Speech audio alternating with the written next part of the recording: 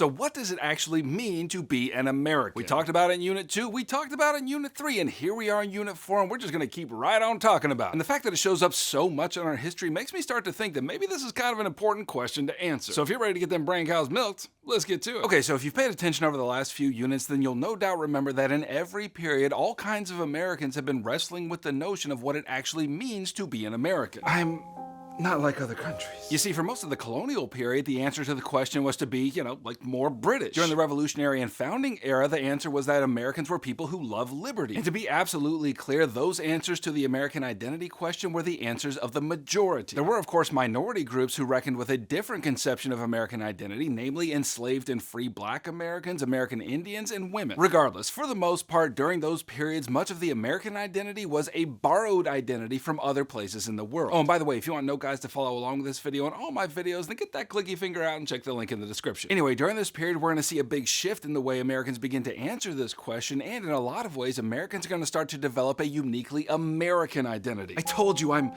not like other countries. Anyway, one of the big causes of this Amerisplosion of new ideas about identity was what became known as the Era of Good Feelings that lasted roughly from 1815 to 1825. It was a period of intense nationalism that arose right after the US victory against Great Britain in the War of 1812. And here's where I place heavy quotes on victory because, if you'll recall, it was kind of a stalemate and both sides agreed to return everything the way it was before the war started. So, as I said in an early video, it wasn't that the US really won the war, it was more like they just didn't lose it. But baby, that was surely enough for Americans to puff up their chests and be like, Merc. Anyway, the point is, as Americans got positively drunk on nationalism, it began to feel something like an emergency to develop a national identity and culture that was uniquely American. And so, starting around 1815, that fervor was channeled into an amazingly fertile period for new American cultural expressions. And I reckon there's no better place to start than by considering how American identity was revealed and reckoned with through art during this period. Now, before I go and start throwing writers and painters and all the rest at you, I need to tell you about the movement that inspired and created the rules for America's burgeoning artists. It was a European artistic movement known as Romanticism, and it was very much a reaction against Enlightenment thought and neoclassical forms. If you'll recall, the Enlightenment emphasized the thinky parts, which is to say rational thought and sense experience is the only path to truth. And then neoclassical artists emphasized harmony and symmetry, like you can see here in Gilbert Stuart's famous portrait of George Washington. Like, when you look at this, maybe it provokes appreciation or awe, but it sure ain't no mind-blowing slap your mama kind of experience. And that is where Romanticism comes in, with its emphasis on emotional exuberance and imaginative exploration and spontaneity. Like, compare Gilbert Stuart's Washington to Emanuel Lutze's Washington crossing the Delaware, painted in 1851. I mean, you look at this one and you're like,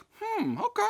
But then you look at this one and you're like, oh. And that's the whole point of Romanticism. These artists wanted you to feel crap. Okay, so now that all that's established, let me give you some examples. As far as visual art goes, it's hard to find a better example than the Hudson River School of Artists. It represented a significant shift from the Revolutionary era painters who majored in painting people and glorifying America's heroes. Instead, painters in the Hudson River School made nature their subject and painted majestic American landscapes that called for more of an emotional rather than rational response from the viewer. And then in terms of literature, a massive number of unique American writers emerged during this period as well. First, you had James Fenimore Cooper, whose novel Last of the Mohicans romanticized the opportunity and danger of the mysterious western frontier of America. His aim was to contrast what he called the natural men of the frontier with the men who had been corrupted by civilization. And so in his work, there's a big emphasis on the values of the frontier as a key ingredient in American identity. And then you had Washington Irving, who wrote popular works like Rip Van Winkle and The Legend of Sleepy Hollow that recast America's landscape and people into a world of fantasy. And because his books were widely read in Europe as well, his works acted as a kind of translation tool to help Europeans understand Americans and vice versa. Okay, so here's where I have to slow down for a second, because you also need to realize that regional identities were still very powerful during this period, even if Americans were working very hard to forge a national identity. You can't forget about the regional variations, because not all Americans are thinking about the identity question in the same way. So for example, in terms of literature, American writers during this age wrote about the triumph of the individual human being. Both Cooper and Irving, who were New Yorkers, were skeptical of the idea of human perfectibility that would later be wholesale embraced by utopians and philosophers. But still, the humans in their stories were triumphant and heroic. But if you want a regional variation on this theme, then it's hard to do better than our boy Edgar Allan Poe, who himself was a Virginian. Now Poe, though he was still squarely in the Romantic camp, stands in stark contrast to the theme of human perfectibility nobility and wrote characters who were more like anti-heroes and had deep and abiding flaws. And though he was a master of lyric poetry, this darker side meant that he found more willing readers in Europe than in America, where everybody was drinking deep of the era of good feelings. And then finally, before we move on, let me briefly mention new American styles of architecture that emerged. Now, prior to this period, much American architecture styling was borrowed from the old world, and with a few exceptions, buildings were built according to the rules of neoclassicism. But starting in the 1820s, American architects got busy designing metric buttloads of buildings in the Greek Revival style. It was inspired by the Greek Revolution against the Ottoman Empire during this very same period, and it was an homage to the two countries' mutual love of democracy. And again, that became a significant ingredient in the emerging American identity. Okay, and now to round things out, let's talk about the emergence of a uniquely American philosophy that emerged during this time, and it was known as Transcendentalism. Now, this way of thinking was also deeply influenced by Romanticism, with its emphasis on exuberance and emotion. It was a clear rejection of the rationalism of Enlightenment thought, which said that truth can be known only through the senses and through observation and experimentation. Transcendentalists, on the other hand, believed that truth was beyond the senses, or, like transcended them, and therefore must be accessed by other means, chiefly by communion with the mysteries of nature. And just for poops and giggles, let me introduce you to three of the luminaries of the Transcendentalist movement. First, meet Ralph Waldo Emerson, who was sort of the founding father of the Transcendentalists. Emerson furiously wrote essays that emphasized the key tenets of his new philosophy, and his primary themes were nearly always self-reliance and individual freedom. And so these two ideas again became a key ingredient in the American identity. Second, meet Henry David Thoreau, who was a friend of Emerson and ended up writing one of the most important texts of the Transcendentalist movement, namely Walden. Essentially, this book chronicles the 2 years Thoreau spent living in a small cabin in the woods. And it's positively filled with romantic reflections on the beauty and abundance of nature and the necessity to perfect oneself by escaping the corrupting influence of modern civilization through solitude and silence.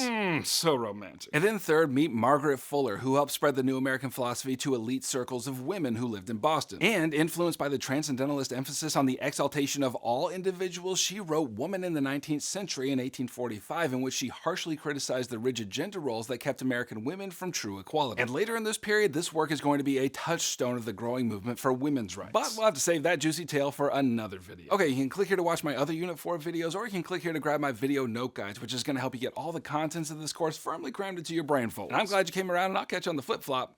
Heimler out.